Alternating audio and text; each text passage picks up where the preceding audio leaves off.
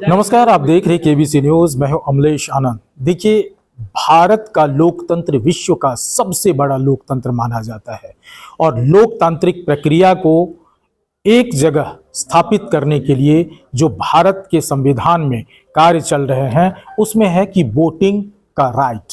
और voting right के लिए आज देखिए, मैं एक ऐसा दृश्य दिखाना चाह रहा हूं। आम वोटर परिषद के ओर से द पावर ऑफ डेमोक्रेसी, मतदान के बाद भी, मतदान के साथ भी, ये तमाम चीज इन लोगों ने एक ऐसी योजनाएं लेकर के आ रहे हैं ताकि वोटर जागरूक हो। खास तौर पे जागरूकता फैलाने के लिए, वोटर को एक साथ एकजुट होने के लिए और अपना अधिकार का बिल्कुल सही तरीके से प्रयोग करने के लिए इन्होंने एक योजना और एक अभियान चला रहे हैं, जिस अभियान के तहत क्या क्या कार्य होंगे और कैसे ये पटल पे आएगा, आपको मैं सुनाता हूं। जो इनके कार्यकर्ता हैं संतोष जी, उनसे कि क्या कुछ कह रहे हैं इस प्रेस कॉन्फ्रेंस में, जरा आप सुनिए। क्या है सर, आज प्रेस कॉन्फ्रेंस का आयोजन किए हैं, क्या है आपके कार्यक्रम? सबसे पहले आप सभी को नमस्कार।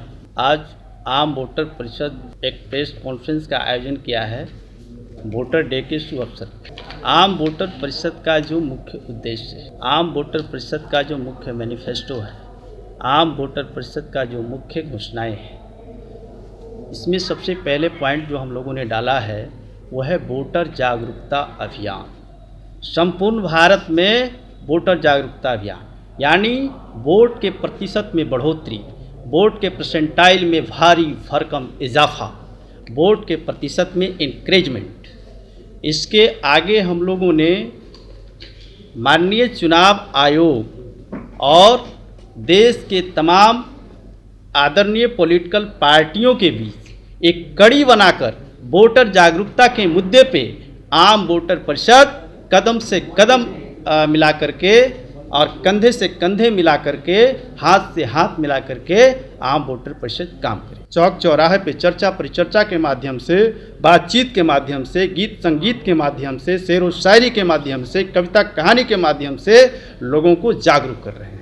स्वास्थ्य के माध्यम से भी लोगों को जागरूक कर रहे हैं। संतोष जी, इस कार्यक्रम को कैसे करेंगे? विधानसभा के हिसाब से, लोकसभा क्षेत्र के हिसाब से, डिस्ट्रिक्ट वाइज किस प्रकार से इस कार्यक्रम को आगे चालू किया जाएगा? ये कार्यक्रम पूरे भारत में होना है, क्योंकि ये आम वोटर परिषद है जो संपूर्ण ऑल इंडिया लेवल का चीज़ है, संपूर्ण भारत की चीज़। ये बारी बारी से अभी हम लोग बिहार से इसका स्टार्टअप कर रहे हैं, फिर इसके आगे हम लोग नेक्स्ट दूसरे स्टेट में भी जाएंगे, तीसरे स्टेट में भी जाएंगे, यानी पूरे भारत में ये कार्यक्रम चलेगा। कोई तारीख भी तय किया है आप लोगों ने?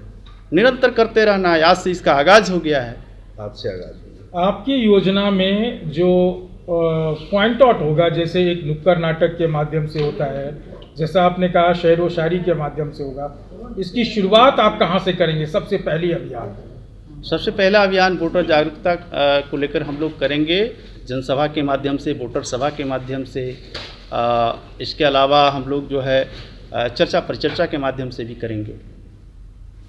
नुक्कड़ नाटक के माध्यम से, शेर व शायरी के जो माध्यम से आपने कहा, तो क्या वो सेलिब्रिटी कलाकार रहेंगे या कहाँ से, कैसे करेंगे? नहीं, हम लोग उभरते हुए प्रतिभा, जैसे ग्रामीण परिवेश से लोगों को उठाएंगे, उसमें उसको ट्रेंड करेंगे, उसको जागरूक करेंगे और उसके बाद हम लोग जो है नुक्कड़ नाटक में के लिए उसे तैयार करेंगे। तो आपने सुना जिस हिसाब से उन्होंने कहा कि वोटर को एकजुट करना, उनको जागरूक करना बहुत ही जरूरी है, क्योंकि जो प्रतिशत है वो प्रतिशत बन के उभर के नहीं आ पाता है हमारे डेमोक्रेटिक कंट्री को लेकर के।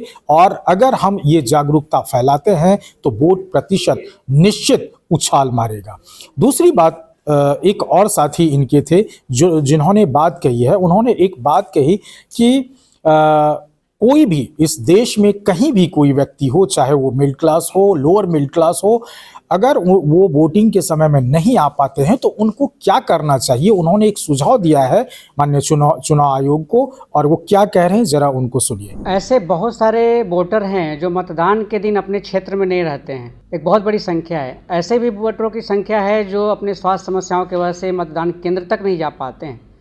तो हम लोगों ने विचार किया है कि जब तकनीक और टेक्नोलॉजी जो है मोबाइल के माध्यम से हर आदमी के पास है, तो क्यों नहीं आने वाले समय में इस पर गहन शोध करते हुए, विचार करते हुए ईवीएम को भी मोबाइल पे ही उपलब्ध करा जाए पायलट प्रोजेक्ट के रूप में।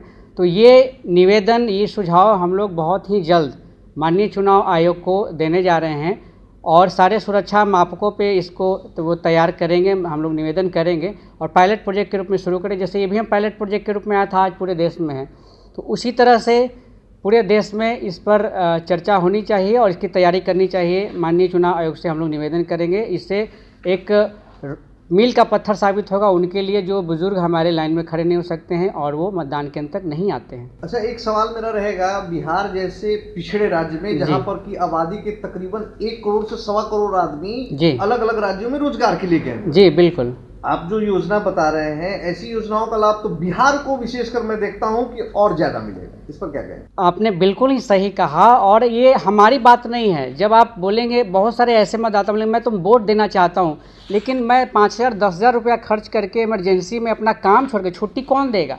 अगर मान लीजिए आप साउथ से बिहार आ रहे हैं तो आपको एक दिन में तो आप आएंगे नहीं, फ्लाइट से तो आएंगे नहीं। तो हमारे वैसे जो निचले तबके के लोग हैं या मध्यम तबके के लोग हैं जिनको छुट्टियां नहीं मिलती है, अगर ऐसी व्यवस्था कर दी जाए कि मोबाइल को ही एक मान लीजिए मापक बना दिया जाए जिसमें आधार कार्ड को जोड़ दिया जाए तो उसका पहचान हो जाएगा। मोबाइल नंबर सबको याद रहता है, आधार नंबर नहीं याद रह सकता है या और सब सारी चीज़ें नहीं याद रह सकती है। तो उसको हम लोग कनेक्ट कर सकें, बहुत सारी चीज़ें हैं, विशेष चर्चा हम लोग बैठकर बाद में कभी कर सकते हैं। तो उससे क्या होगा कि वो अपने क्षेत्र के मतदान वहीं पे बैठे बैठे कर सकते हैं। अभी तो टेक्नोलॉजी आसमान में हम लोग मंगल ग्रह तक पहुंच चुके हैं, तो ये चीज़ें हो सकती हैं। तो आपने सुना, इनका एक तर्क है, अगर ऐसा कोई ऐप, ऐसा कोई टेक्नोलॉजी लॉन्च किया जाए जो इस भारत में जहां भी है वो अपने जगह से ही वोटिंग का राइट ले सकते हैं और वोट गिरा सकते हैं, ऐसा कुछ चुनाव आयोग को करना चाहिए। ये तमाम चीज़ों को लेकर के एक सकारात्मक पहलू नज़र आ रहा है और इस पहलू पर सच में हमारा देश का जो लोकतंत्र है वो और मजबूत होगा और उसके प्रतिशत भी और उछाल मारेंगे। अमलेश आनंद, केबीसी न्यूज़, पटना।